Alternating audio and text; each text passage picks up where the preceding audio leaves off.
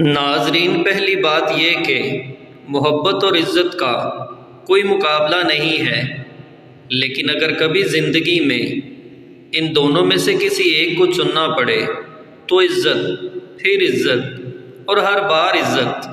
زندگی میں وہ لوگ بہتر ضرب والے ہوتے ہیں جو روز آپ کے تلخ رویوں سے افسردہ ہونے کی بجائے رشتے نبھانے میں لگے رہتے ہیں۔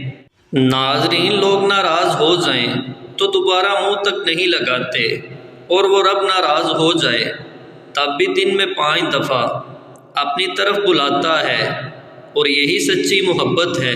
جن لوگوں نے زندگی کے اندر آپ کی قدر نہیں کی، آپ بھی ان کی پرواہ نہ کریں اور ایسے مسکرا کر گزر جائیں جیسے آپ انہیں جانتے تک نہیں، اور یقین رکھیے نئی منزلیں آپ کی منتظر ہیں۔ کوئی انسان آپ کی رگ رگ سے واقف ہو تو فرق نہیں پڑتا، بس اپنی دکھتی رگ کا پتہ کسی کو نہ دے، ورنہ ہر رگ دکھنے لگے گی۔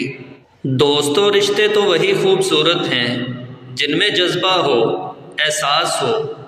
ہمدردی کا اظہار تو ہر کوئی کرتا ہے، مگر احساس کوئی کوئی کرتا ہے، اور یہ احساس لفظوں سے ظاہر نہیں ہوتا بلکہ انسانوں کے رویے اور برتاؤ سے پتہ چلتا ہے کہ وہ آپ کے ساتھ کتنا مخلص ہے۔